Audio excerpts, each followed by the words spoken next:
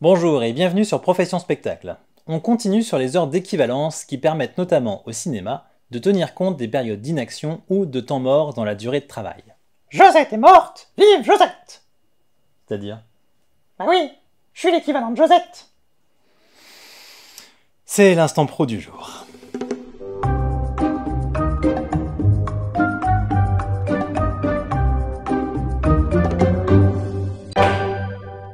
Clarifions le fonctionnement des heures d'équivalence, en particulier celles que l'on trouve dans la Convention de la production cinématographique. Les heures d'équivalence s'appliquent uniquement à certains salariés désignés. Il faut donc lire la Convention attentivement. La liste se trouve à l'annexe 2 du titre 2 de la Convention. Elle précise, fonction par fonction, le nombre d'heures d'équivalence. Par exemple, le troisième assistant décorateur a 3 heures d'équivalence par semaine, le chef décorateur en a 4 et le machiniste prise de vue n'en a qu'une. Cela fonctionne exclusivement pour la période de tournage. Est-ce que ce sont des heures payées? La réponse répond du secteur dans lequel on se trouve.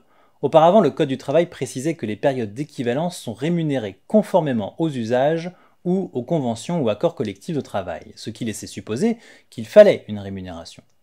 Tel n'a pourtant jamais été l'avis de la Cour de cassation, pour laquelle les heures d'équivalence n'avaient pas à être rémunérées sur la seule base de cet article. Aujourd'hui, la référence n'existe même plus. Du point de vue de la loi, le salarié concerné perçoit donc la même rémunération pour le temps passé dans l'entreprise entre 35 heures et la durée considérée comme équivalente. Dans certains secteurs, ces heures sont cependant payées partiellement ou au taux normal lorsqu'elles se situent au-delà de la durée légale. Au cinéma, elles ne sont pas payées. Notre troisième assistant décorateur sera présent 45 heures dans la semaine et payé 42 heures, correspondant à son temps de travail hors temps d'équivalent. Est-ce que les heures d'équivalence empêchent les heures supplémentaires? Pas du tout.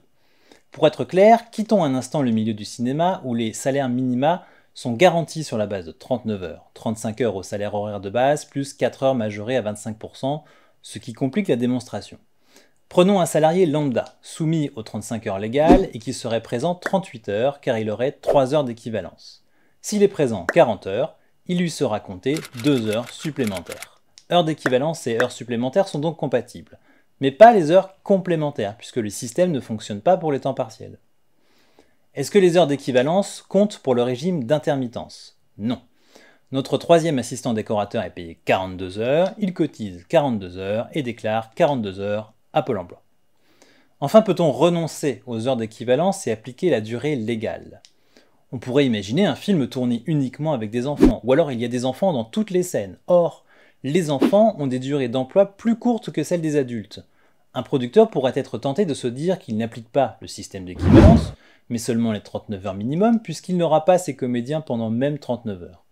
Mais cela semble difficile. Pour faire simple, on court-circuiterait la rémunération minimum ainsi garantie aux professions désignées, ce qui serait défavorable aux salariés, ce qui n'est pas possible. Ou alors, il faudrait juste baisser les heures et laisser la rémunération prévue avec l'équivalence, ce qui semble sans grand intérêt. Si vous êtes d'un autre avis sur cette question, dites-le nous dans les commentaires. Et n'hésitez pas, likez la vidéo, partagez, abonnez-vous, faites vivre Profession Culture et l'Instant Pro.